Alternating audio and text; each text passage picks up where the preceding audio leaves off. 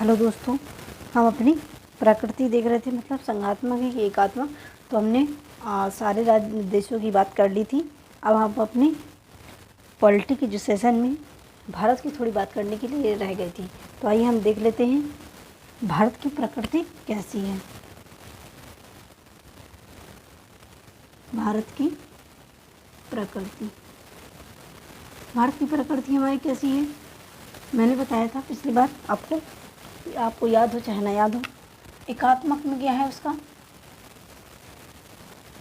तो एकात्मक में भारत की प्रकृति हमारा क्या है। एकात्मक में है कि भारत में एकल नागरिकता है। ऐसी एकल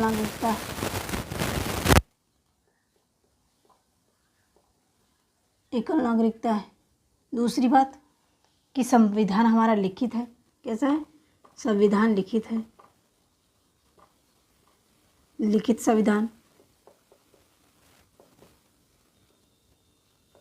और वहीं हम देखेंगे क्या संघात्मक में, तो संघात्मक क्या कहता है, संघात्मक कहता है कि जो भारत की प्रकृति है, संविधान कैसा है हमारा इसमें, तो कठोर है।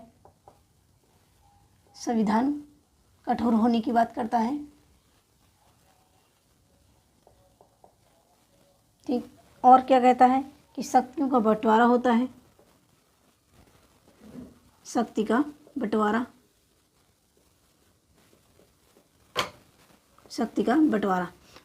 तो आखिर हम क्या इससे निष्कर्ष निकालें, तो भारत की प्रकृति हमारी कैसी हो सकती है, तो अतः कह सकते हैं कि अतः भारत की प्रकृति अर्ध संघात्मक है। अर्ध संघात्मक है। ठीक, तो हमारा अगर कभी क्वेश्चन आए तो कैसी है, अर्ध संघात्मक। भाई मैंने बताया था उस बार कि केसी वियर ने क्या कहा है, हमारे जो केसी वियर साहब हैं, केसी वियर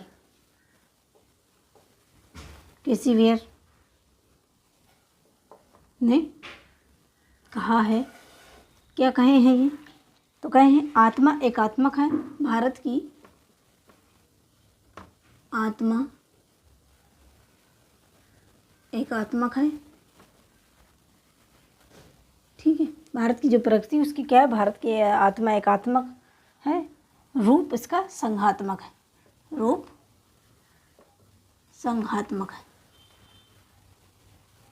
कैसा है रूप इसका, तो संघात्मक है। तो अतः हम कैसे इसीलिए क्या कह सकते हैं कि भारत अर्ध संघात्मक है। तो ये हो गया हमारा इसके भारत की प्रकृति के बारे में। ठीक, अब हम अपने अगले सेशन पे बात करेंगे, वो है हमारी संघ की विधायिका। तो हम जानेंगे अब अपनी संसद और लोकसभा और राज्यसभा इन सब के बारे में जानेंगे, विधानसभा, सारा कुछ डिटेल में जानेंगे। तो बस आज के लिए इतना ही, धन्यवाद।